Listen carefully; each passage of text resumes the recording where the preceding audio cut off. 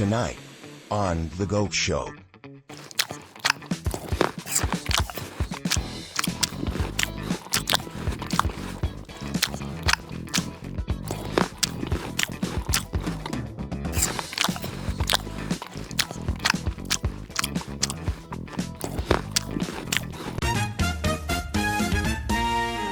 Welcome to The GOAT Show, the show where we celebrate and debate all things great. My name is ZiLLY. I'm joined by my co-hosts, Fresh and Deezy. Gentlemen, are you feeling hot right now? I know I'm hungry. I'm hungry. All right. I smell some smells in this room, bro. It's just getting my stomach gurgling. Indeed. We're hot, or we're going to be hot, and we're hungry right now. All y'all watching out there, I'm just going to tell you right now, you got to watch this episode. If you've ever thought about making a hot sauce, you definitely got to watch this show. If you've ever thought about doing your own CPG product, you got to watch this show because we have very special guests coming on shortly. Mr. Adam Nelson of Blonde Beard's Hot Sauce. We are going to talk to him, and we're going to be sampling his hot sauce, and we're going to get into everything, his entire journey as an entrepreneur, and everything you'd ever want to know about how to do your own hot sauce. This gentleman has the experience. But before we do, Fresh, what do the goats out there got to do? They got to like, subscribe, hit the bell, drop a comment, and you know what? Send it to all the men in your life. Maybe some women if they like it hot, but send it to all the men in your life because we getting into chicken, baby. Send it to your favorite big back. Hell yeah. That's for sure. So with that, without further ado, welcome, Mr. Adam Nelson. What is up, man? So for everybody watching out there, Adam Nelson is the founder, owner. I don't know. You're the big hot sauce king out here of a brand called Blonde Beard's Hot Sauce. And right now we're going to run a little ad for you so you guys know what it's all about. Blonde Beard, what a beard! He's got a beard, a very special beard, a romantically inclined beard. Oh, what a beard, you can't resist it. Blonde beards. Go to blondebeards.com and use code GOAT at checkout for 10% off your first order. And we're back. All right. Adam, I'm so thrilled to have you on the show for a number of reasons. Not just because you're doing the whole entrepreneur thing, which I love. You're making these hot sauces, which I love. But it's also because it's been a long time since we have chatted. We've known each other for a long time. And so we're going to get into all that. But before we do, how we want to do this, gentlemen? Are we just going to dip? We're just going to dip it and go? Is that what we're going to do? What are we starting with? I got holy hell on the fork right now. These are the ones I got on my plate. I got chicken. Can you believe this motherfucker made a chicken and waffles hot sauce? How genius is that? I'd never seen that. So somebody finally thought of it. Adam thought of it. Him and his lovely wife, Cara.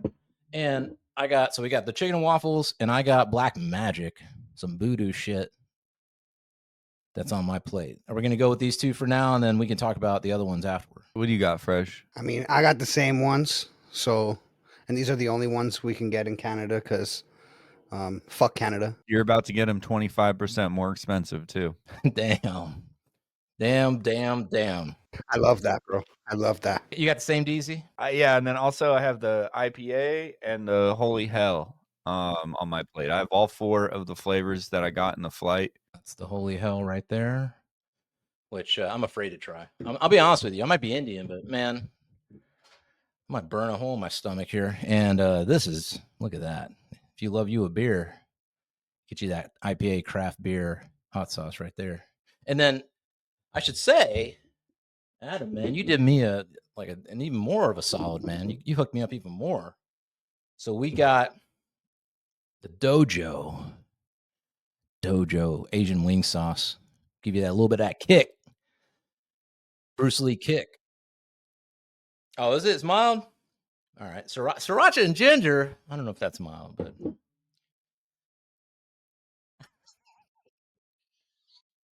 listen, I used to eat spicy all the time. I think I burned my lining out from 40 years of being Indian, but we'll see. And then you gave me this bad boy right here. I don't know if we can see if it's focused, but wing rub. So if you don't want to go saucy, you can go a little dry right there on your wings. So blondebeards.com. That's it. Okay, so let's. I'm fucking hungry. Let's do it. All right, Chicken so and waffle. chicken and waffles Since first.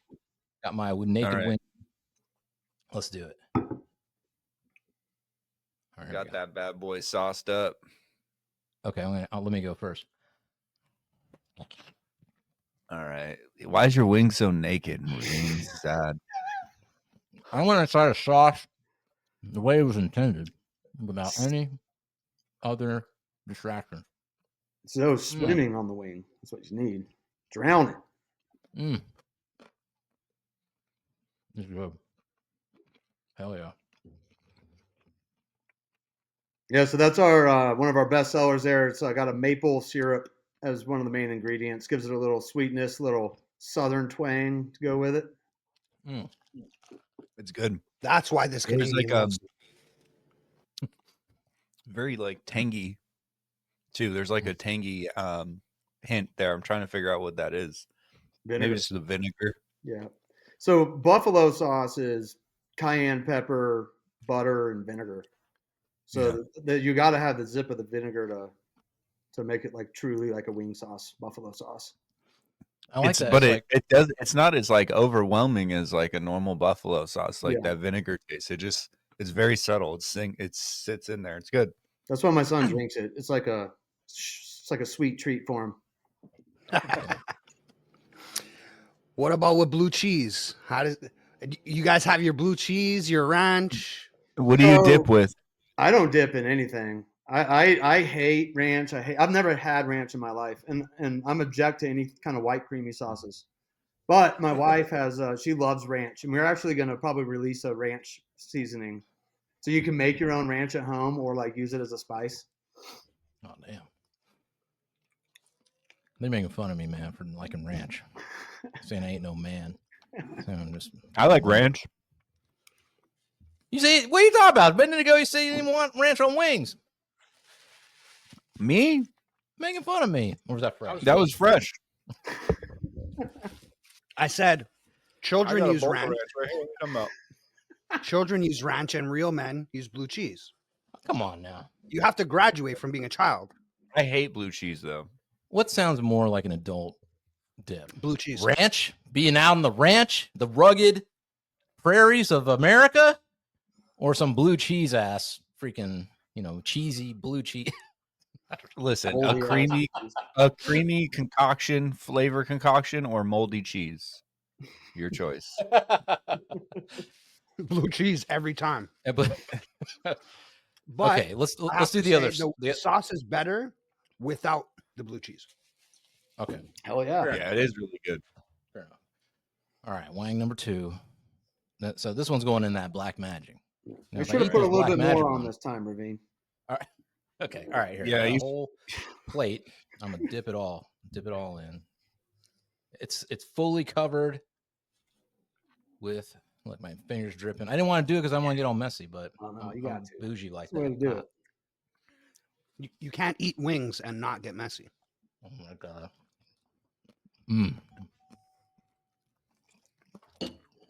Hear that smacking? Good. That black magic, good. A little bit more tang in that one. A little bit more less sugar goes into the recipe. Black pepper, Cajun, garlic. That's actually my first recipe. That's the sauce that started everything right there. Oh wow, okay. If you're like more, if you don't want sweet as much, like say you're more keto, what do you recommend? The black magic? Yeah, Black Magic, Holy Hell, IPA as well. I don't know if keto's. I don't think IPA beer is considered keto friendly, but It's not. Man, all right, this is awesome. These are delicious. It's good. I like These are the amazing. I like the Amazing spice sauce. level on that one. yeah, thank you. Yeah, that's our best. That one actually. Chicken and waffles are our second best seller. Black Magic's our bestseller. It's a crowd pleaser. I haven't been able to beat it. That recipe is like 15, 20 years old. Wow. That's really good. It's I feel like it's like it's at that good level where it gives you a spice, but it's not too spicy for a majority of people. Yeah. And then I could taste the garlic and like I could taste like the spices, and I think I could smell that one the most on my plate too. Yeah, probably. be There's a lot. honest. The black pepper gives it like a ton of pungency, and then we add Cajun spices. Yeah, like to the black pepper kind of lingers in the back of your tongue. Yeah, we do two different kinds of black pepper, like a coarse ground so you can see it, and then the fine ground stuff. Yep. That really You has a can- ton of flavor in it. You can see it. See those Here, grounds. maybe. Oh, that black spot's actually the green screen thing, so maybe you can. See it. That ain't the pepper. Pepper ain't that big, but yeah, I can see the pepper. Man, these are delicious. Thank you so much, man, for hooking it up. Are you gonna try the other two, Ravin, or are you scared? No, let's do it. Let's do it. I want to make sure that. All right, so this is the. All right, let's do. Holy hell. Okay, now Let's Holy just- Hell's got to be last. You got to do Holy Hell last. Holy hell! Yeah, do Holy Hell last, because then you're gonna be scared of the other one. So do the other one first. All right, all right. Oh, so The that was, IPA is probably not going to be that spicy, or I could be wrong. I don't know. hold on. It's not. It's very beer forward. The main ingredient is Upslopes, or it used to be Upslopes IPA. It's now we just use any kind of brand, but we use a craft IPA, not like a hazy or a West Coast. We just use a standard IPA, and that's the number one ingredient. So about half that bottle is actually almost half that bottle is sauce. It was beer. IPA, craft beer, hot sauce. Okay, let me do a little pour here. I'm trying not to mix it with. While the he's other- pouring, I'll I do have my a sauce. question about it. So, because the shipping was really fast, have you ever had it? Do you ever run into like any issues with shipping it, or like Oh yeah, how- all the goddamn time. like do you get a lot of leaks or not any leaks. kind of like weird no leaks, nothing like No, that? it's breakage, or packages will just Just a lot of breakage. disappear. Yeah, it's a lot. Like I do Amazon business and then my e-commerce store, and it's a lot of breakage. And then we mail cases out to stores as well, and it happens constantly. We waste a lot of money resending product and shipping labels and stuff like that. Yeah. Actually, I just got an email like right before I started this from Amazon, someone saying that their package broke. And that's the shit I don't have to deal with in this business. And that's just because of the freaking delivered, because no one handles anything with Yeah. care. Not You right. know? Dude, our packaging is rated literally to drop off of like a 20-foot warehouse roof. And I still So get what are they rated. doing? Playing soccer with it in the warehouse? Yeah, I don't Don't know they what the deliver hell. it? I think they hit them with trucks and stuff. It's ridiculous. They don't care. You know what it could be? Like, do they have to send you proof that it's broken? Yeah. Oh, okay. Because I always was get gonna a say, photo. like, Yeah. All right, you ready, Deezy? Ready to try these other two? I've been ready. All right. Let's do IPA first, right, and then the Holy Hell. Yeah. Let me soft. So IPA is a pretty polarizing sauce. It's like hinges on if you like IPA beer or not. Let me try some.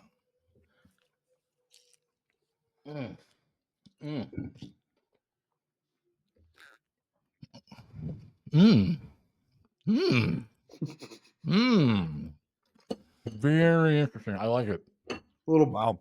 got a little bit of the hop, a little bit of the bitterness in there from the Right. beer. I don't want to choke on the show. Yeah. No, that's delicious. I like it. It's got that, the hops. That's why it's polarizing, I guess, but I like it a lot. It does taste like beer. Yeah. Oh I my can taste it gosh. like floral. It's almost like floral. Like there's like a floral. That's what that hops tastes the like to hop. me. You know, Mhm. it's good. It's not my that God. spicy. Vinegar is stronger on this one. I feel like because the beer doesn't have that much of like flavor outside of like the tones, but then you got the vinegar. You know what's interesting is this one gets less vinegar than the other recipes. Really? Beer is naturally acidic. Ah. So our pH has to be a certain level in order for it to be packaged safely. Basically, is what it comes down to. Hence the vinegar, and like we'll get into all that if you want to know about it. Yeah. No, that was awesome. I think that may be my favorite so far, to be honest Really? with you. It's actually my like least that one. favorite. Yeah, is it? Yeah.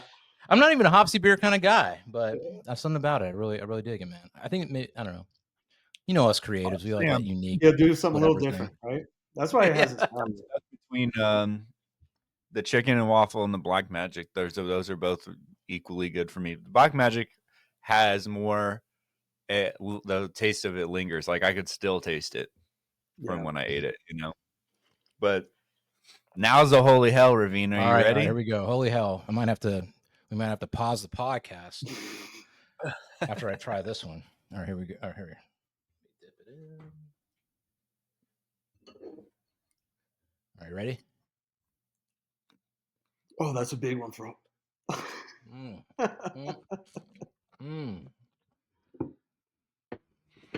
Fucking savage.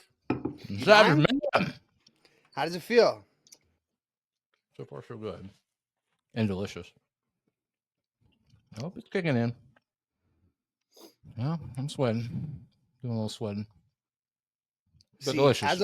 as a white guy, it doesn't matter if it's too hot or just a little bit of hot. I'm gonna sweat, but that doesn't mean you don't enjoy it. In fact, if my nose is running and sweat under my eyes, that's when the hot sauce is the best. I have a little sweat under my eyes, but it's very light. It's not bad. It's not bad. I could. The great. heat is progressively getting hotter, but it's not like it's not outrageously hot. Yeah, that's what we were going for. Yeah. I actually just dialed the heat back in my most recent batch. That could be the one that you have. We use a Scotch bonnet pepper in that one, which is a Jamaican pepper. It's a cousin of the habanero. It's super flavorful. So my goal was I really love that flavor, but I wanted to be able to like have a lot of the flavor and not kill yourself with the heat. So My face is set out to do warm. with that one. My face is starting to get warmer now, and I'm having that hot exhale where it burns on the exhale in your mouth. Well, but it's not like I'm uncomfortable. Ravin's gone. He's gonna pass out. He died. That was crazy, bro. Are you back? We're back. I just took a shit. All right, man, dude. What Delicious. Do you think, Ravin? I'm so tempted to pause this for the next 30 minutes and finish the wings, but Babe. I know you got to go, Adam, in a little bit. So we'll truck on through and then. But yeah, these are delicious, man. These are great. So delicious. Good. I'm impressed. I'm very impressed. Also, we'll get into it in a second. But you know me, man. Us art directors, I just love the design of each of these bottles and everything on it. So we'll get into that right now, I guess. So for anybody who doesn't know, Adam Nelson is the co-founder, and the boss of this operation over here on Blonde Beards. I have known you for many moons now, Adam. That's how we cross paths. I know you from back in the day. We went to advertising design school together. So we'll get into that in a second. But before we do, Adam, something we ask every guest who comes on the show is if you could have any superpower, what would it be? If I could grow money out of my hands. Yeah, like the best answer so far, by far. By far. I mean, am I wrong? No, absolutely not. I don't know how anybody's superpower is ever going to top that. Right. Because anything you want to do, you can do now. There are no limits. Unlimited money. I would tweak it a little bit. I want to be able to produce a black card, like any type of financial instrument. That's what I would want out of my hands if I have that superpower. Shooting out Bitcoins. The Midas touch, bro. All right, from superpowers to superhero origin stories. Adam, from what I know about you, you grew up in the good old southern United States, in Georgia. Can you maybe, because I don't think I've ever talked to you about this. What was your upbringing like? Where'd you grow up? I know you're a big Georgia Bulldogs fan. Tell us about your story before, say, you got the Creative Circus. I was actually born in Colorado, in a in a college town up north a little bit. It's where Colorado State is. It's Fort Collins. And we moved to Georgia when I was like 4. Out of, I guess, my dad needed, like, it was a change of employment or something, but it brought us to Georgia, and we stayed there. I stayed there for many years.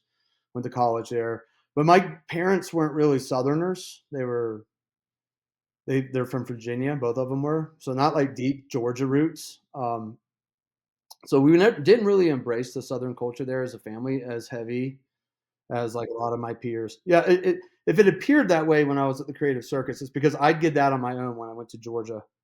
Kind of, when you graduate high school and you go out on your own and you kind of find yourself a little bit. So that's when I really got into fishing and Georgia Bulldog football. Right. Oh man, I totally forgot about fishing. You are a big fisher, right? You love fishing. Yeah, yeah. When I was in Georgia and in Texas, man, I did it constantly. Yeah, yeah. Maybe what's one? Is there any life lessons from fishing? Is there any kind of philosophy of life that you've gained from being out in the river and fishing? If your bait ain't working, change it. All right, so you're in Georgia. You go to UGA, right? Mm-hmm. Mm-hmm. And I know you're a big UGA Bulldogs fan. Because I'm out here in Florida, and the first thing you said to me was, we won't say it. I don't want to offend any Floridians who may be watching. Man, fuck Florida. We just beat their ass in basketball a couple of days ago too, which is awesome. Oh shit! Shots fired. Shots fired. Okay, so yeah, you're going to school in Georgia, and then you go to a little old advertising design school that I went to as well, called the Creative Circus, and that's where I first met you. And for anybody who doesn't know, I mean, you can still, we'll put it in the show notes. You can still look up Creative Circus, but I think they're kind of changing gears now that we live in the future, apparently. But back when we went, it was kind of one of those things. For me, it was a stepping stone. At Boston U, I was like doing the whole advertising, minor thing. And then they said, hey, if you want to, get in the big leagues, you got to go down this place in Atlanta, Georgia called Creative Circus and build your, at that time, portfolio, fake magazine ads and all kinds of stuff. And I remember that first quarter that I went there, you were in my class. We both had Sylvia, the legend. I wish she was still here, because she changed my life in many ways, at least in terms of my creative life, for sure. She was tough, but a genius in my opinion. But we had that class. So how did that even land on your radar, man? Going to Creative Circus and getting into, advertising and design and all that kind of stuff. Yeah, I was at Georgia partying heavy, and I was unsuccessful in getting into the College of Journalism because of my grades. And I went into agricultural communications of all things, because it's like half agriculture classes and half ad classes. And the agriculture classes were hard as hell. So I was like, okay, I like this communicate. Like, that always kind of came easy to me. And I took a Photoshop class at Georgia one Maymester, and I really enjoyed it. And someone told me about the Creative Circus, and I decided to go with basically no art background at all or design background at all. So when I first got there, I was like, yeah, I didn't know shit. I want to tell the story, because this has been a life lesson for me, man. I don't think I've ever told you this story, right? So, and I told, our mutual friend Brian Chin. I hope I can get Brian on the show. He's been squirrely about it. But so and I'm gonna admit I was kind of a jerk. When you got to Creative Circus and we were in class together, you came in looking like you do now, pretty much. Yeah, you're Southern as all hell, all get up. Like, that's why I thought like you were, you're raised in Georgia and all that.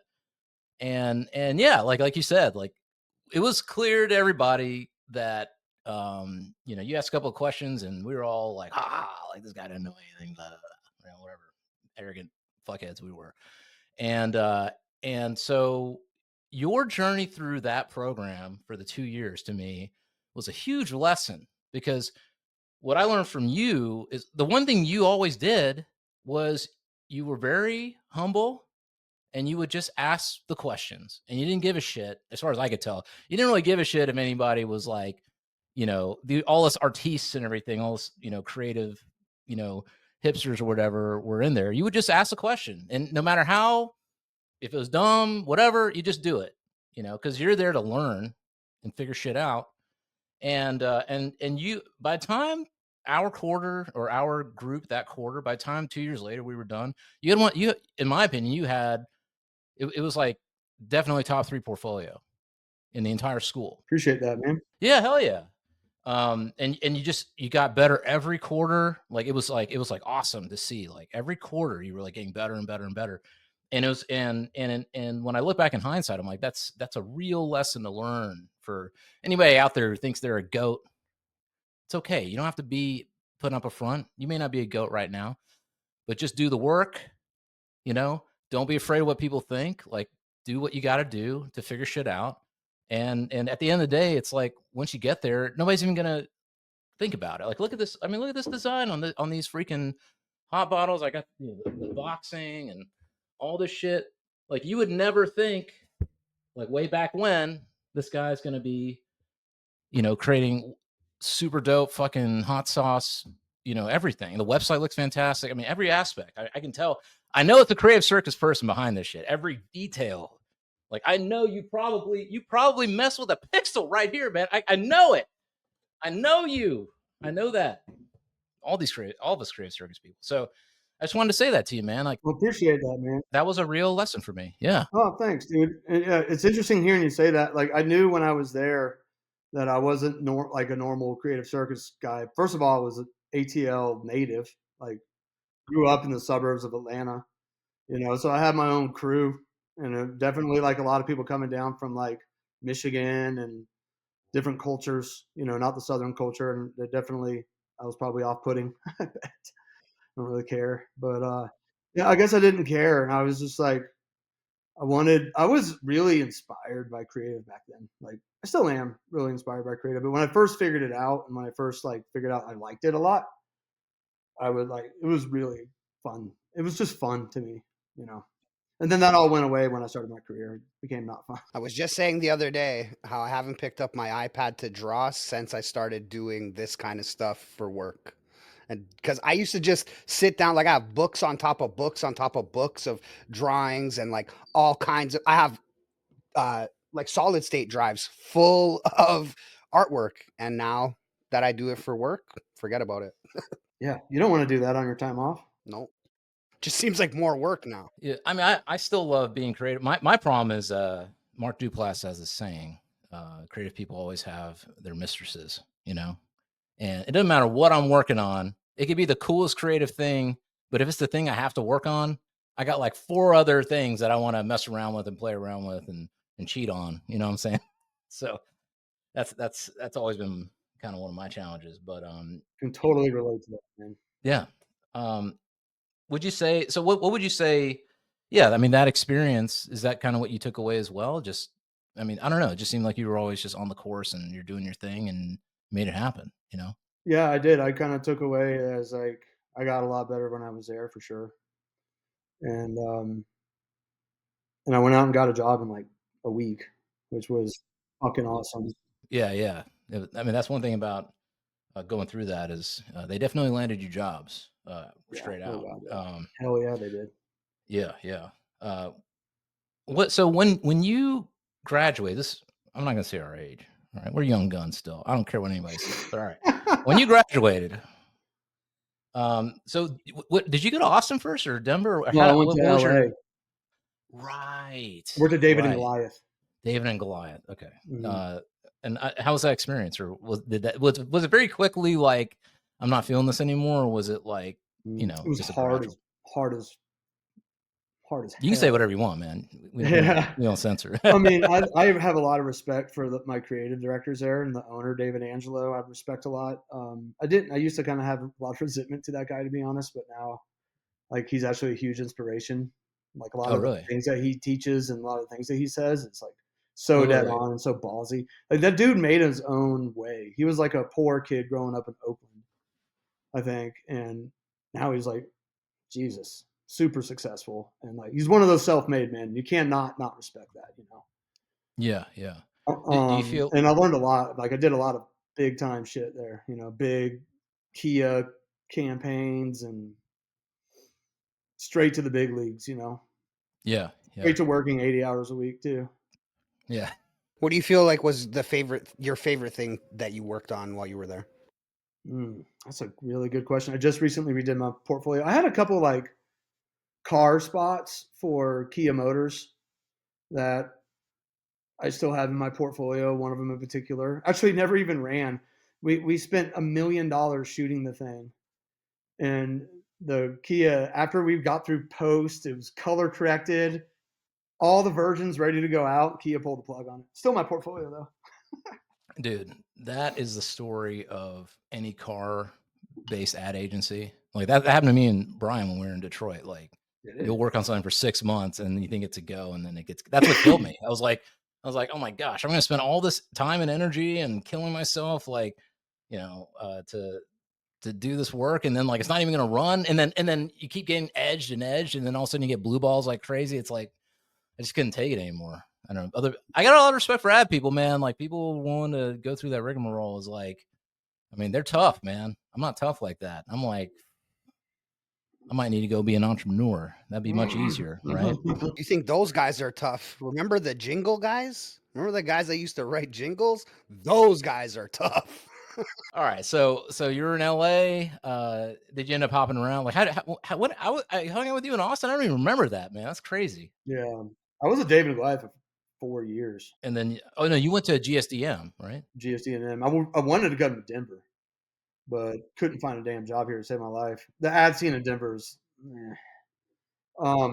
so yeah, I got a job at GSD&M in Austin for 1 year, and I absolutely hated it. To be honest with you, I just didn't like Austin. My whole thing was like outdoors and like camping and doing peaks and skiing and snowboarding and shit. And Texas doesn't offer that. I fished I fished a shitload when I was there. Caught a lot of good bass there, but I mean, yeah, I've always known you to be an outdoors kind of guy. So, well, then eventually, how did you end up in Denver? What brought you out there? just put my mind to it, man. Just set my mind to it. I found if you set your mind to something and you really want it, you can probably usually get it. And I just busted my ass, worked on it for a year, and got a job at a place that I do. I'm on a freelance project for right now, actually. Awesome. Okay, so you make it to Denver. You're doing your thing, being creative director, all that kind of stuff. When does the lightning bolt hit you, man? When do you suddenly go, Wangs, sauce, hot? You'll have to ask my wife about that. Okay. So well, let's talk about Cara. So you met Cara when we were in Creative Circus. You met her, right? She's from Georgia. No, No? I met her a long time ago. Long time ago. Okay. Yeah, I met her when I was a sophomore in high school. She was my longtime roommate, best friend, college roommate, college best friend, little sister. That's right. Yeah. But he's unfortunately no longer with us, and that kind of is what brought me and Cara together. That was a long time ago. It was like 18, 19 years ago. When did you guys get married? 2014 was awesome. Best day of my life. So yeah, so you guys get married, you're hanging out in Denver, doing your thing, da da da. When was the lightning bolt hit, man? It was already off, man. When I was in LA or when I was in Austin. So when the story with Blondebeard started on Thanksgiving, long ass time ago, 2008. Me and my buddies fried a turkey. Cara was there. We just got together. And we fried a turkey. And one of my creative buddies who worked at David and Goliath with me, Cooch, it's badass, dude. He's like a fucking group direct, like the most highest fucking rated creative out there. But he was like, dude, we should fry some wings tomorrow night. And I was like, it was like Good Friday. I was like, okay, yeah, let's fry some wings. So we all went to the store, bought wings, and everybody bought, like, we're looking for sauces, and the sauces were like, at that point, you had Frank's wing. Like Classic Frank's is legit. I'm not going to say shit about Frank's, Classic Frank's. That's good stuff. But It's Frank's tasty. It might sauce, not be super hot, no, but it's tasty. It's tasty. It's a classic. That's the base of like your classic wing sauce, that and butter. So at that point on the grocery store shelves, you had Frank's Wings, which is like Frank's mixed with freaking margarine, which tastes like terrible. It's awful. And then like you had other big brands like maybe Sweet Baby Ray's had a buffalo, but they're all like mass produced and it's not special enough for like a bunch of creative dudes who are taking the time to fry wings and like do it right, you know? So we all bought our own shit and like got creative in the kitchen. That's where I made Black Magic for the first time, probably like 6, 7, 8 beers in. It really was magic, bro. That was purely divine wisdom flowing through you. Exactly. Hell yeah. I haven't beat it yet. My buddy made one called the Devil's Dick. Cooch made one called Pepto because it was pink. I can't remember. Like, another dude made one called Cajun Sex. And these are all like big timers in the creative industry now. But a bunch of them are creative circus guys actually.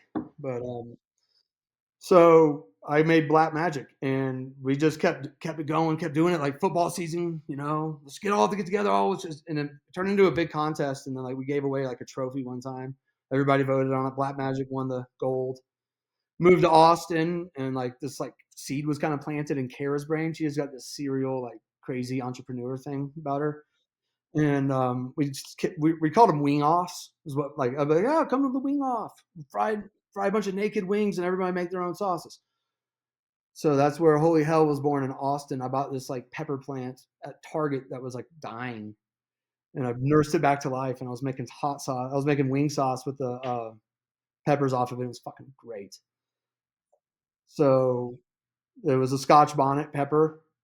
So that's what Holy Hell came, and then kept the tradition going when we moved to Denver. And then we did these like Cara at that point was like, we're doing this hot sauce or we're doing this wing sauce thing. And then we created chicken and waffles, and we tried a bunch of shit. We tried like roasted garlic and all this other stuff. And then the name Chicken and Waffles was also instantaneous. It was like, we just tried maple and we're like, oh, it's chicken and waffles. Like naming products is freaking hard because of trademarks and shit. But that one was like, snap. Yeah, I'm amazed. Yeah, I mean, I'm amazed that nobody had ever thought to actually make, chicken waffles hot sauce. Why not? I mean, it's delicious. I quick question about all this. So, because I think, my journey has been with tech, and it's always like, okay, you're creating something, and you put it out there, and the mistakes that in my sort of history has been spend a fuck ton of time making a product,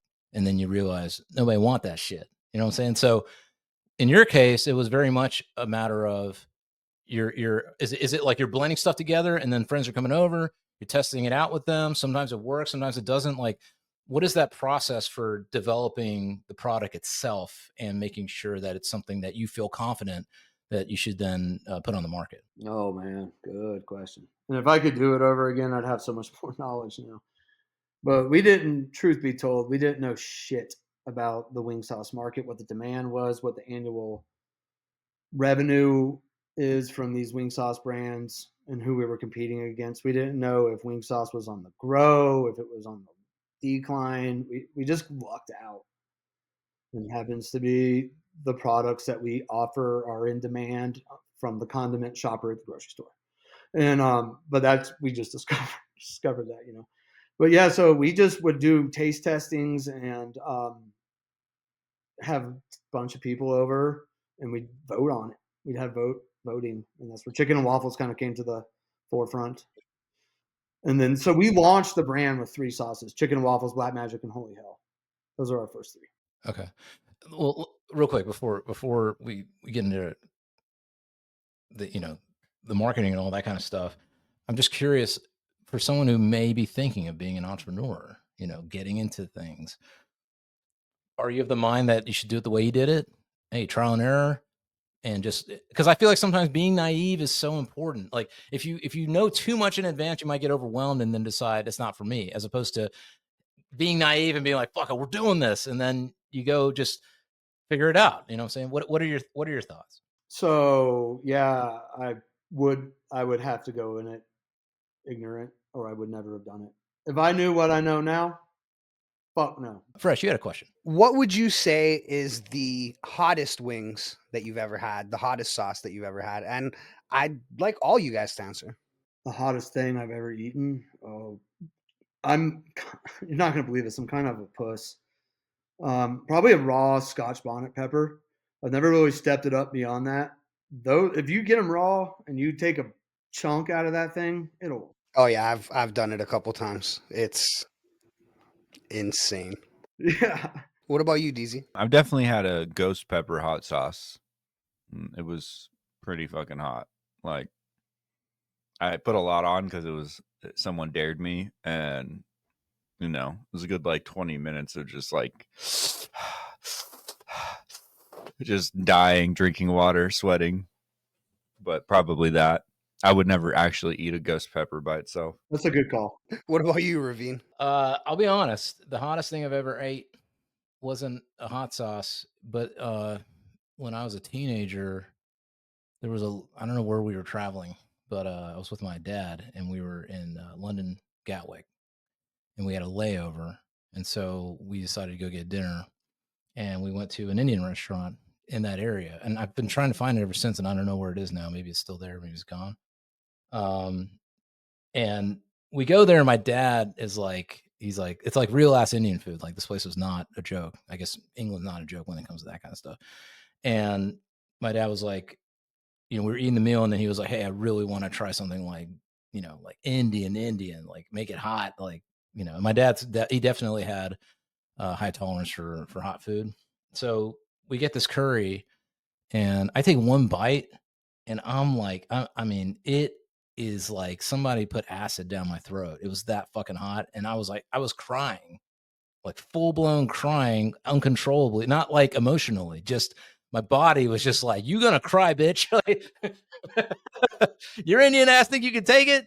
All right, take it, bitch." That's what it was. So that's the hottest thing I've ever eaten. I don't know what that restaurant was, but they must have dumped the whole thing. I don't even know what they put in it, but I was drinking water and everything. It just wasn't working out like at all. So that's the hottest thing I've ever ate that I can remember.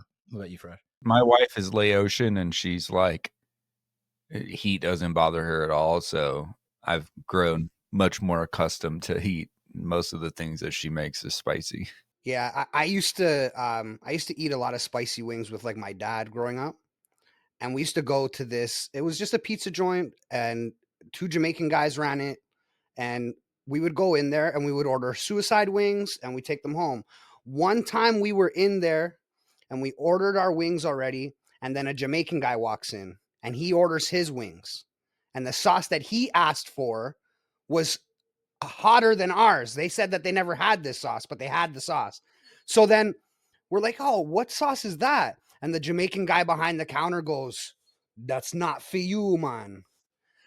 And then we're like, "No, we want to try it. We want to try it." So he gave us the sauce and we went home, bro. Both of us were like beet red, sweating, dripping, like you're saying, like uncontrollable, tears just falling from your eyes. You can't stop them. Like, it was just insane. But yeah, like we used to do stuff like that all the time. So then I went one time to do a wing challenge. They're like, "Oh, if you come to this place, you eat one of our wings, you get like a year's worth of unlimited wings and a t-shirt and your picture on the wall." So we sit down, I tell them that I want to do the challenge, but we also order our other wings. They come, they don't say anything, they just drop the wings down in front of me. They drop all the wings. So I'm just eating, talking, having a good time, drinking beer, and then they come up with the camera. And they're like trying to take my picture, and I'm like, "Are you going to bring out the wings first?" Or like, they're like black Thai mumbo sauce is what it was called. Was supposed to be the hottest thing in the city, and I ate it and I didn't even notice it at all. And I think that's because I burned all my taste buds off that one day with whatever that Jamaican sauce was. Listen, Jamaicans watching the show, post in the comments. What's that sauce? Hottest sauce in the world, apparently. And it's not Scotch bonnet because that's my favorite sauce. I specifically actually love Grace's Scotch bonnet sauce. It's called Stop Your Blood Clot Crying. You want to laugh? That's actually what the guy said the name of the sauce was. Got Jamaicans gonna be cheering, Indians gonna be disappointed, Laotians gonna be fucking saying no. We got the, I don't know. To be fair though, one time I had like my Indian buddy ordered butter chicken, and he had some other thing on the side, and I tried it, And as I'm eating, he goes, no, no, no, no, no. They made that for us. And that shit was also like up there. It was ridiculous. Yeah, if you go to like an Asian hole in the wall and there's like a grandma behind the thing and she's whipping it up and she asks you how spicy and you say like as spicy as you make it, she'll be like, "Are you sure?" Be careful out there. This ain't no joke. We ain't playing around with these sauces. Bringing back to the blonde beard's experience. So Cara was, you're saying that she was the one who sort of kind of brought the idea to really make it into a brand and sell it as a packaged good. Is that the case? Yeah, it was. So we actually did our wedding. We had a wing off at our wedding and made sauces and I don't know, she just has this thing about her. And I never would have had the balls to do it, to be honest with you. But she planted the seed, and then she went in 2016, filed an LLC when we both had career jobs. Yeah. And then she pushed me like, you need to design a logo. And I didn't want to, like we were talking about earlier, you don't want to design a logo after hours. That sucks because you've been busting your ass at work all day. I was really uninspired with it. But ended up doing it. Yeah. So we were at that time struggling to get pregnant. We were like multiple years in to trying, and I had we were getting medical help. Like we had the appointment scheduled and everything, and then I went to work one day, and I got laid off from my. That was a long. So I got laid off, and I called my wife up when I'm walking to my car. I was like, "All right, that whole like starting a sauce business and that whole having a baby, that's out the door. I just lost my job." And I went home on my way home, picked up a 30 rack of beers, came inside, and she's standing in the kitchen with a fucking pregnancy test. And we've been trying for years. Nothing ever happened. And she's like, guess what? I'm pregnant. And I was like, bullshit. You're not pregnant. And like I black out for a minute and then not from drinking, just from emotions. And then we decided that for some reason it would be a really good idea to go all in on the sauce business because that was our opportunity because I didn't have a job. Hey, bro, listen. Most people don't know when God's talking to them, but I have to say, if there's ever a time where God's talking to you, it was then, bro. I know. I know it's been part of the journey, man. It's been crazy. So then I got a permalance freelance gig, like immediately. Like everything fell right into place. And I was able to work 3 days or 4 days a week. I would just show up and they would find work for me to do. It was awesome. And did that, like was able to build the business, build the brand, and maintain like a living wage for my family at that time until 2020.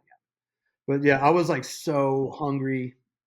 Like every opportunity I got every night, as soon as kid went to bed, oh, let's fire up the old machine and start designing some shit or whatever I had to do. Working every weekend at farmers markets, and like my spirit with that has kind of dwindled.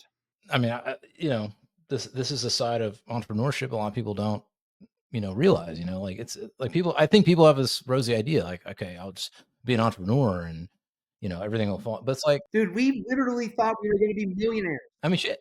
You have to, dude. That's my opinion. You gotta, otherwise you're not gonna do it.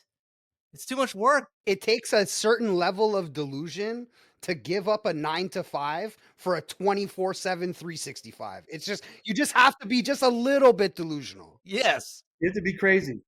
Balls are bigger than your brain. That's what I tell my buddy all the time. Exactly. The funny thing about that though is like probably a majority of great brands and products that we love come from people who probably are like in a position of rock and hard place and they're like, I need a solution or I need to create something or I've already been thinking about this and here's my opportunity. Like I might as well, I need to do it now. And we end up getting amazing products. So, it's kind of an interesting way that it works out. Those are the good products. Yeah, I mean, I also think it's like sometimes you don't choose to, like, it almost chooses you. It's like kind of there's I mean I won't say what it is, but there's something with my mom she's been talking about for years, you know, and now she's retired and she's trying to figure out what she wants to do with her life and all that. And my dad's no longer around. You know, I've been trying to encourage her, like, gotta find something. Like you can't, you know. It's been tough, but you know, something that's happening now. And this thing that we're talking about is something that we've talked about on and off for I think it's like golly, since I was in college, maybe. So 20 something years, 30 something years. So um you know, but it just seems to keep coming back up. It keeps coming back up every couple of years. So maybe at some point it's just like, all right, it's time. Like, let's stop talking about this shit. Let's go fucking do it, you know, whatever. So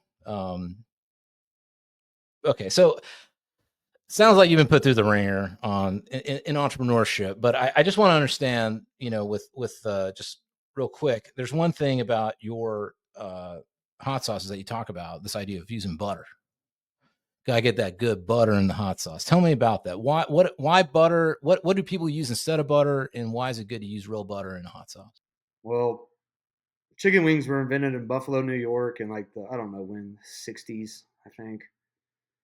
And the restaurant, the Anchor Bar, made the first wing sauce, and it's cayenne pepper sauce, like Frank's or whatever, vinegar, and butter. And the butter counteracts the vinegar. It smooths it out. Like the dairy in there, like it. Not only does it cool the cayenne pepper down, like you know how milk cools your tongue down if you have something too hot. So the vinegar is smoothed out by the butter, and the temperature of the peppers are cooled off by the butter. And then what people put in there in the mainstream is like cheap. So butter's hard to work with. It can break, which mean it doesn't mean like the glass bottle breaks. Like it physically separates out from the sauce, and it turns into like either like little tiny little granules, so it's not creamy, or it can separate out totally and like fill the neck of the bottle up with like globs of butter, which is not appetizing or what we want. So the alternative people use is like margarine or like oils, and you can always tell a wing sauce that has that shit in it because it just tastes. You can taste that fake. It's just, to me, it's just like I can't even, if I go to a restaurant and order wings, and or I always try people's buffalo sauces. I always know immediately if it has that shit in there, and it just tastes bad. It almost tastes tinny. It almost tastes like metal. Yeah, you guys know exactly what I'm talking about. It's margarine. It's bullshit. It's fake. So butter is critical to my operation. It's like what makes me an innovative brand is that the other big brands out there don't use butter. There's one, Cholula does. They have a wing sauce, but they're not like, my big competition. I mean, I can tell from the sauces that I'm eating here, there's the consistency is rich. That's what it feels like to me.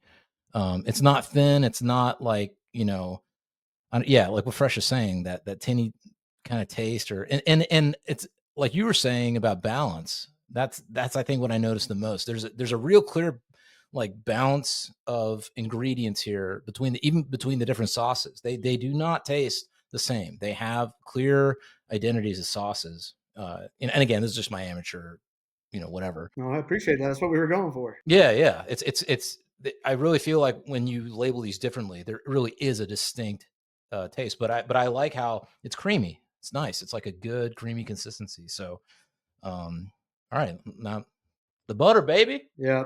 So like, yeah, that's what kind of makes us. That's kind of our story, is that we use real butter, and then that our. So like we're an innovative. We're positioning ourselves as an innovative brand because we are innovating the category. Everybody else has mild, medium, hot. So we're the only ones who have chicken and waffles. We're the only ones who have IPA, Black Magic, Dojo. You're not doing like a rating scale at all on hot or how hot? It's on the side of the bottle, but it's not our focus. Our focus is not heat related; it's flavor related. So this is where the innovation in the category comes from, is that we're the only ones doing that right now. But our approach to this was like when New Belgium launched, they were the first ones to have a craft beer, and they completely revolutionized the beer industry. It was what was it? Fat Tire. Before then it was all mainstream. Budweiser, Coors, all that. They were real. Then like you had the Sam Adams and shit, but like the first mainstream microbrew that like really changed it was New Belgium's Fat Tire. So that's what our goal is with the with the brand. It's revolutionized the category. You might even say it's artisanal, Yeah, we have used those words. bespoke. From whipping it up into your kitchen to getting it into a bottle and shipping it out to people, like what has been the biggest struggle with scaling that business? Financial. In all honesty, at the end of the day, it's always been financial.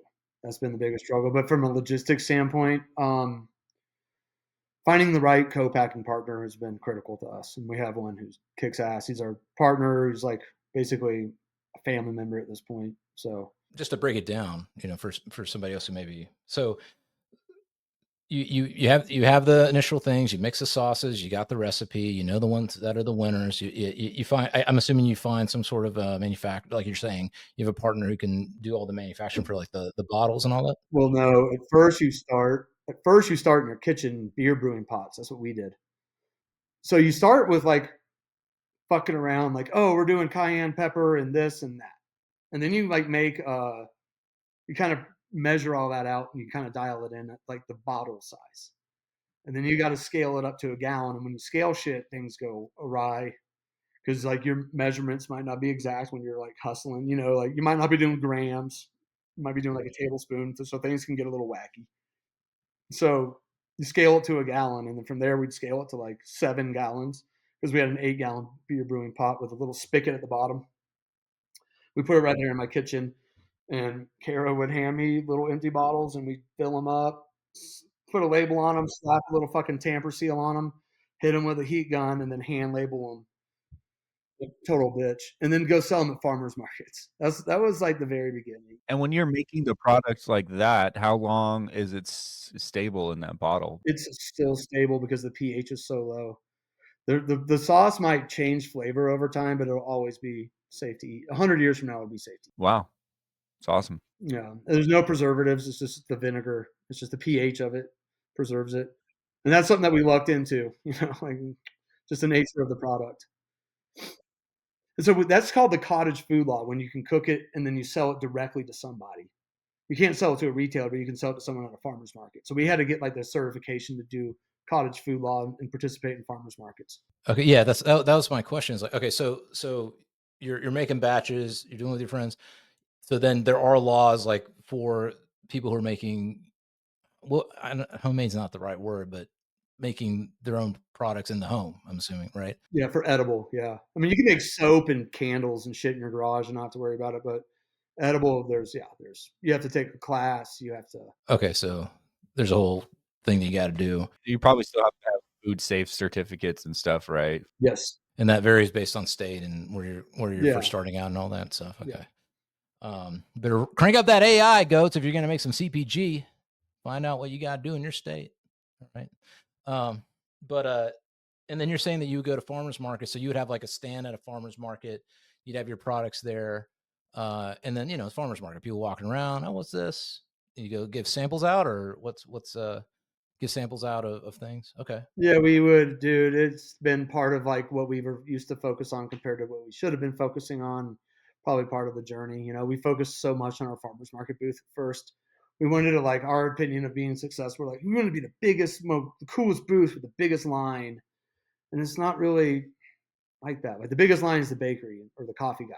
Like we're a wing sauce. It's like weird item to be at a farmer's market. And so we did that grind for fucking years, man. I have a question about that because my wife has got that same entrepreneurial spirit I do, and it sounds like you and your wife does, and she's got the seed in her head. She wants to do an event company and do mobile bartending, something that we're trying to build out and eventually do like full event coordination. But right now we have chickens, right? And we sell our eggs, and we were thinking about like maybe getting more chickens, getting a farmer's market. How much did it cost for you to start that? And like how many bottles of hot sauce did you have to sell just to cover your day of being there?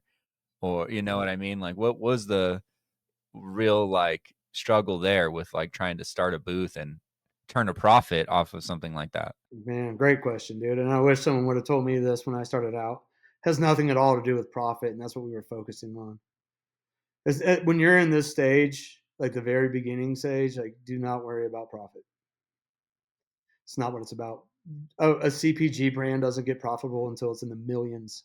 Right. So I guess my question to follow up with that is, instead of doing the farmer's market gig, what would you recommend somebody do if they're going to CPG? What is it online? Is it raise some money, get some ads out there? What's the story? Yeah, raise money. Raise money. Yeah, but you have to have, in order to raise money, you have to have books.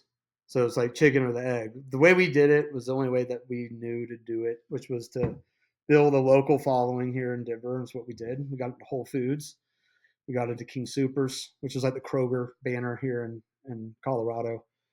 So like in the Sprouts locally. So we had like a large local presence that was probably spawn from busting our asses at these farmers markets, not making any money. Real quick. So I would imagine that just like like in tech, you build a MVP product, and then you're testing it out with a group and trying to get, like, say, 1,000 users, and then from there you can go to angel investors, all that kind of stuff. So I mean, was there not some kind of like corridor pathway from doing the farmers market stuff, so that when you go into Whole Foods, you can say, well, we've been doing farmers markets, here's how much we're doing, how we're selling, it's going like hotcakes, and that helps get you in the store? Is that it? Or do you feel like, look, just make the product, find the person and I guess that would be my question too, who's the person at Whole Foods, but find the person at Whole Foods and then just get in Whole Foods straight? Yeah. Yeah, that's the way. Get into Whole Foods straight away. We have someone called a local forager here in Colorado. Who local forager hunting for local products. And if she sees a brand that's like legit, like she knows like, oh, this can compete with who's on my shelf because the branding is there and the product is solid and you're going to get reorders and the value is good enough and it's not overly priced. ABC. Then we'll take a flyer on it. So, okay, in your experience, and so how did you go from the farmer's market yourself to, you found that person at Whole Foods and then you showed them your product? Like, how did you get it into these local stores? Started with Cara pounding the pavement around town, like butchers, little gift shops, just going in there. Because at that point we were cooking in a commercial kitchen. That was kind of an obstacle we had to get overcome, which is getting a process letter. It seems more intimidating than it is. It's actually super easy to do. But when you're starting out, you don't know shit, and so it seemed hard.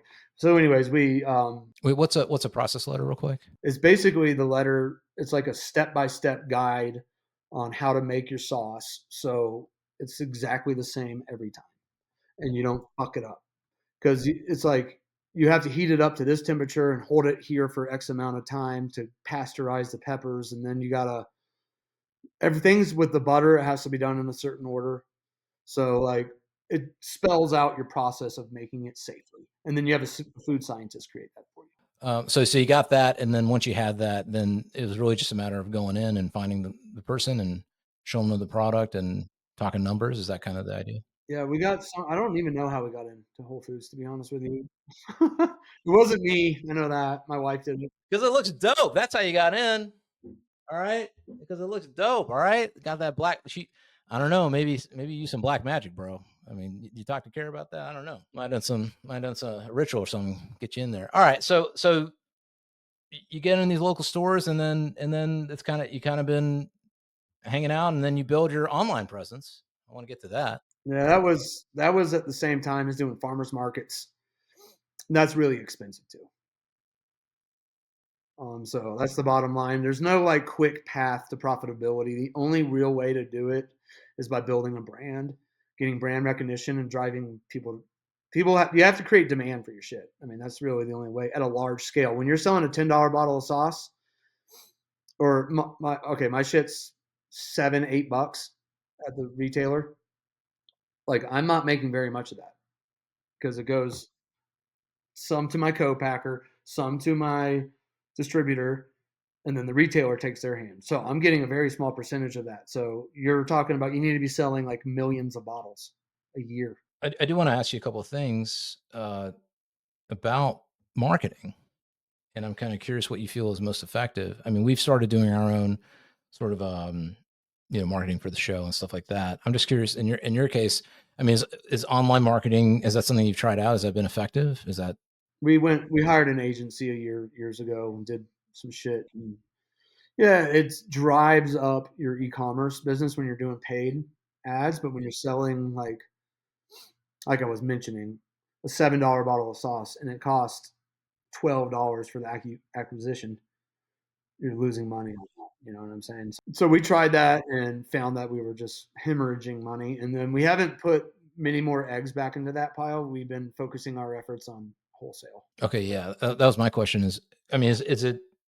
What about like like restaurant chains, things like that? Is that another avenue to? Yeah, there's another. This is why I'm exhausted, because you try a bunch of shit and only some things work. So we were in with a local distributor here. Not local, they're actually huge. They're a food service distributor. And the problem is that we're too expensive for restaurants. If we want to make our margins or make anywhere semblance to a healthy margin back, really the way that works is you build your brand in online and retail space, and then when you have brand recognition, that's when you go to. I got a question. This is a good one, I think. So you've been building this out. You obviously have the passion for it. If you continue to go through the trials and tribulations to build to where you're at, someone sees everything that you've built and they like it, and they approach you to buy your brand. Is that something that you've considered? And what not telling me to give me a number, but like what would it take for you to do that? If somebody approached you and like, we really like what you have, we want to, maybe take it to the next step. Have you thought about that? Yeah, man. Yeah. I mean, really good question, to be honest with you. My perspective on my business has totally changed in the last year. We raised a couple $100K via friends and family and shit. And even up to a year ago, I was always had this vision of my brand being like this profitable thing. My son's driving the forklift. I'm filling orders. I'm delivering product. Just understanding the reality, like growing in the CPG world, like understanding how much you got to put for promotions, how much you got to stay on the shelf. You can't just get on the shelf. You got to have people buying it. So there's media, marketing dollars that got to be spent. So like my vision of like this like this profitable little kind of, not little, but profitable brand that we're doing like 700, 800K in revenue, that's like gone. So now, yeah, I do want to sell it. That's the only way. We want to raise up to a certain point and make it to a certain point of revenue. I'll kind of leave that blank. But you get to X amount of revenue, which isn't too far off because we have a couple of leads right now that could put us there right now. And yeah, fuck yeah, I'd sell it. I have my buddy told me, he goes, dude, you're toxic about blonde beards. And it's because I'm beat down by the big dudes, by these big ass fucking distributors. Well, the second part of that question is like, acquisition by big companies usually results in the downfall of a product. Are you afraid that if you get to that point, you just let it go to somebody else and then it just like ruins the brand that you built over time? Are you worried about that? I think the alternative is it goes out of business because of financials. It's just the way it goes. Like you can't really create. It's just the CPG world isn't really made for it. That's why everybody raises money. And then the whole goal of raising money is eventually to sell. Right. You have to go at scale with CPGs. It's yeah, gotcha. I mean, well, you're hitting the podcast circuit. You know what I'm saying? So maybe that's the next step, bro. Yeah. I mean, shit, whatever it takes, man. If the listener's gotten this far, they've already seen an ad for you. So I don't know, man. Maybe you need to start a little podcast or something. I don't know. Maybe you guys do I mean, it's working for that other brand. I'm not going to talk about them, because why would I do that? I'm just saying it's an idea, man. All right. Speaking of social media, I mean, you just started getting on Instagram and TikTok, bro. Come on now.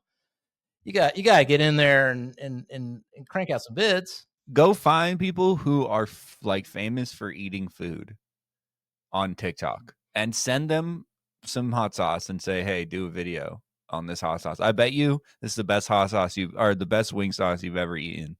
Send them a pack and a fucking a million views on their video. Boom, you have 10% of those. 5% We've done it. didn't work out, or Oh, well, maybe not a million views. Problem is those guys cost money. Nah, with this hot sauce. All right, we're gonna figure it out. We'll help you out. Once we're growing fast, we're making buddies, making friends. Look, if you let this Indian trick you, you'll own this hot sauce for life. Don't let this Indian trick you. Make the sale, brother. Get that money. I believe in you. Dude, I'm telling you, the key to everything is money. If you have money to pay an influencer to do that, fuck yeah. Look, Kylie Jenner, pay her $5 million. So that is a story that I know about where Just a small 5 mil. $5 million. Well, but here's the thing. So, and I won't say who did it or what, but it was a like a prime style drink, but it was for the ladies. You know what I'm saying? So they paid Kylie Jenner $5 million and made $25 million just from her doing 3 Instagram posts. Insane. Kris Jenner, if you want to get on the GOAT show, holla at me, bro. Holla at me. Do it for you for real cheap. Real cheap. fuck, Caitlyn Jenner could come on. I don't give a shit. If I can call him Bruce. Bring them Olympic gold medals too. I want to see them. Damn. I'll tell you what, Adam. You know, we hit the big time. You know what I'm saying? 5 million on the fucking channel. All right. Let's make a goat sauce together. Let's do it. We'll make it happen. All right. That's my promise to you.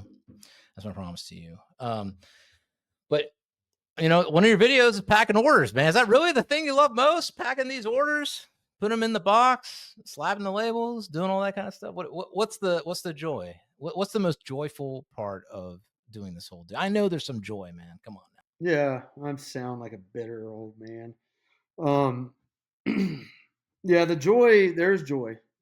There's joy. Like we just got into Thrive Market. You guys know Thrive Market? Oh yeah. Hell yeah. Yeah, we just What got are you in talking there. about, man? Thrive Market. Yeah. You should be clicking your heels. That's big. Should be. All I see is the problems with it and obstacles. But The typical out here, man. entrepreneur, Let's right? get her. Nah, told this you, is the dude, I'm problem. bitter. This is what happens. Where you to see all opportunity, entrepreneurs. I see struggle. Yeah, that's what 8 years of this shit will do. I know, man. Hey, I've been there, man. 5 years on a project, and it was, yeah. Man. Oh, really? Yeah. And not much to show for it, so you know. I feel like I got something to show for this, but it's been yeah, hell yeah, a huge, massive challenge. Dude, I mean, I will tell you this. I mean, I don't know if it counts, but this is the best pack. I mean, the packaging is obviously awesome. The product is great. Like, I'm going to finish these wings after we get off the show. I'm not just like sitting here like, oh, they're great, great, whatever, and then throw the wings away. I'm like, I'm ready. I'm like, can we end this episode so I can eat these freaking wings because the sauce is so good? Well, thanks, man. I do appreciate that. Hell yeah, dude. You got to launch a show for it. I mean, there's a huge market for that out here in Arizona, man. Then let me I'll be a local fucking guy for you. I'll go walk around to these stores and fucking see what's up. Yeah, that kind of shit actually moves the needle. When you start getting retail and you start getting cases moving, that's when you start seeing a difference. It's all about cash coming in.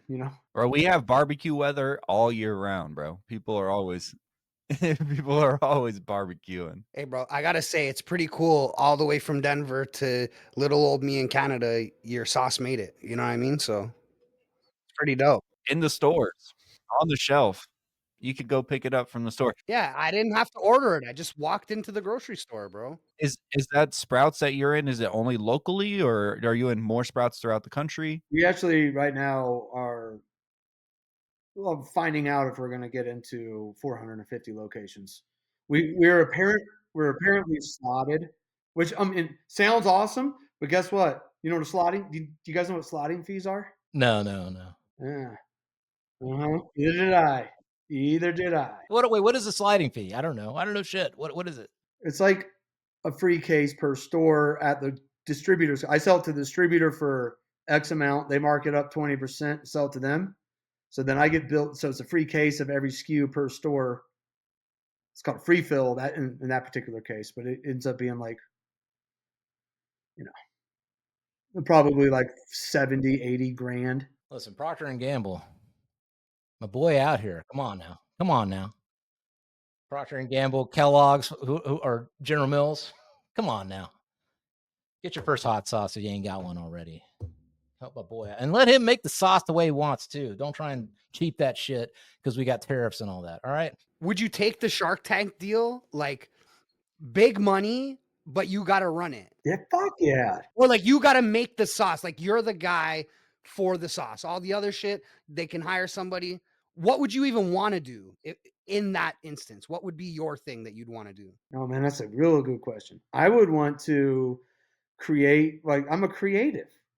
I want to create fucking new products, dude. I want to do all kinds of shit, snacks and like chicken wing dip and fucking jerky and whatever. Like I have all kinds of sauces. You could probably get on like a Pringles, bro. I bet you Pringles would do a chip with you. McCormick and Company is the company that is like, all the seasonings, and they own Frank's Red Hot currently. I could see them being the one to approach you like, all right, this is a direct competitor to a lot of different companies. We could scoop this. That's our goal, man. We would be their premium line because they see premium growth. The trends in the grocery market are innovative flavors, good packaging, good ingredients, not full of bullshit. And then like not just your standard mild, medium, hot. Statistics and data shows they want to see more adventurous shit. Hey, that's a huge plus, man. That's a huge positive. I mean, I'm seeing all these colas that are like, healthy colas and all that kind of stuff. So it's time to do that. It's time to do that for hot sauce. All right. Publix. Get your shout out my boy here. Making that good stuff. Canada actually might be the market, bro. Like we have full hot sauce stores. We have like in our grocery stores, we have full aisles of just hot sauce. It might actually be the market. And you're not using tallow. You might need to change it to tallow. We got to figure out if you can see, we got to get you to send some to RFK Jr. since it's a healthy hot sauce. Butter is great. What are you talking about? Yeah, let's get in RFK's hands. That's why Fresh has got the methylene blue. He saw RFK taking it. Get in the health nuts hand. There's a huge bodybuilding thing going on, and they're all big on food and stuff like that. That's another niche market I think that you can enter. People love flavor. They're eating shitty meals. They want something that's flavorful and not horrible for them. Totally. Bodybuilders. That's someone like that you could target on social media, but then this is what I want to do. I'm the creative marketing, think outside the box. Who else can we target type of person? I'm trying to be throwing wet noodles at the wall just to see what sticks. Like that's what I want to do for work.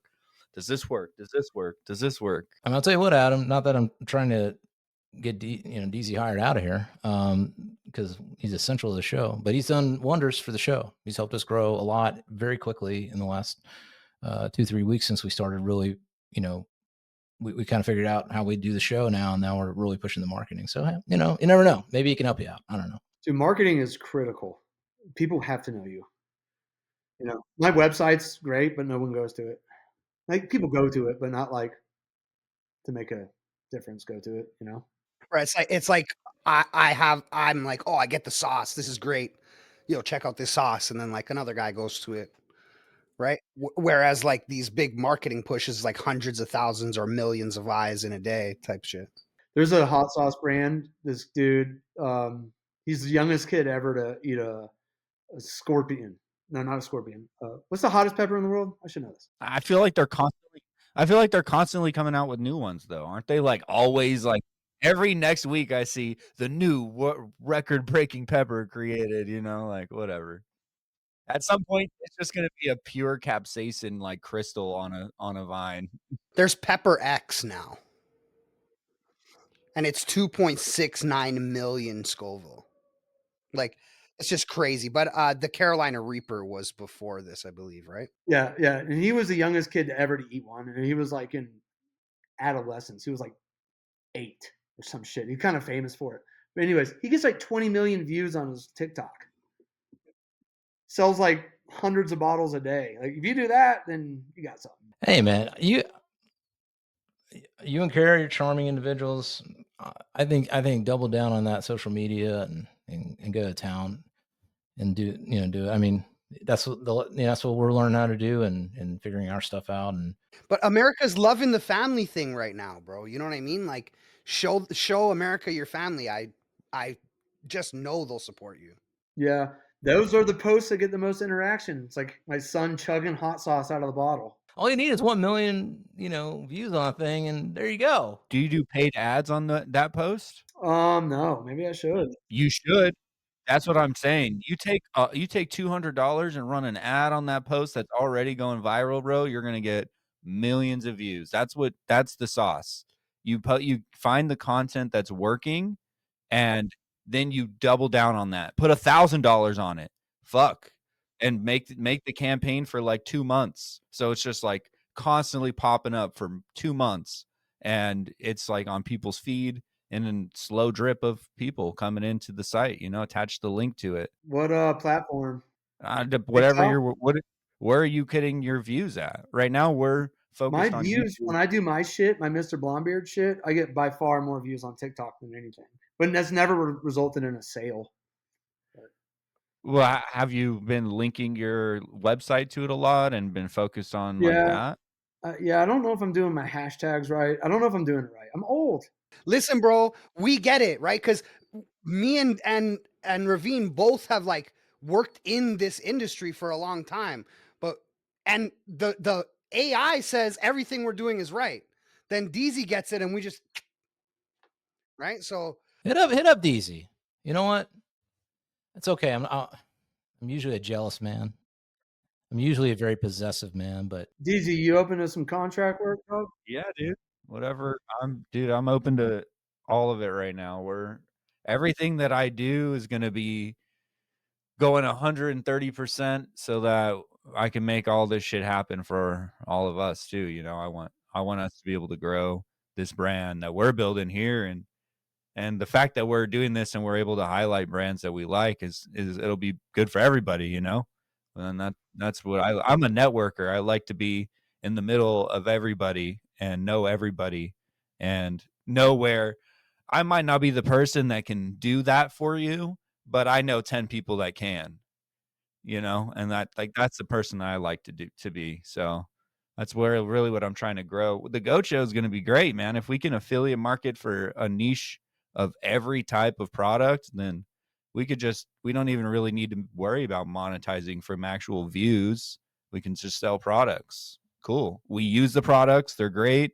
We back products. People try them out. We get good testimony and they grow over time. I mean, you got a great sauce here for sure. You could sell this big time. You're already doing it, bro. You're killing it. So don't burn out, dude.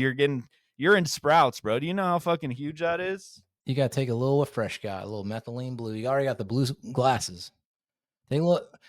This is not a DOI or your doctor or all that stuff. Whatever. Do your research. But I'm just saying you may want to give you a little pep in your step. Get through these next few years, get you on the map. Yeah, these are the hard ones right here that I'm in. These are the ones that'll kill your spirit. It's always darkest before the dawn, man. That dawn, that darkness though. When that dawn coming, man? It takes forever. Yeah, 8 years. 8 years of blood, sweat, tears. Waking up every day and eating shit. The harder the test, usually the more value it carries, right? So Yeah, yeah, totally. I want to start. I want to get back to doing what I like to do, which is like creating shit and not like answering. Oh, my sauce broke on Amazon. Fuck off. I have a question for you about that too. Blonde beard, man. It's pretty vague. It doesn't just have to be wing sauces. You ever thought about that? Like making it more of an umbrella? Is that what you were kind of planning to move into? Yep, and now my spirit's broken. But yes, buffalo mayonnaise has gone up in popularity like 10,000% in the last 2 years or something like insane. So like it's shit like that. Like now that I have this knowledge of like, oh, I have these industry trends at my fingertips that I can see what's trending and shit like that. Spicy ketchup, like higher turning SKUs. You selling if you're selling 2 SKUs a week per store in the sauce business, that's pretty good.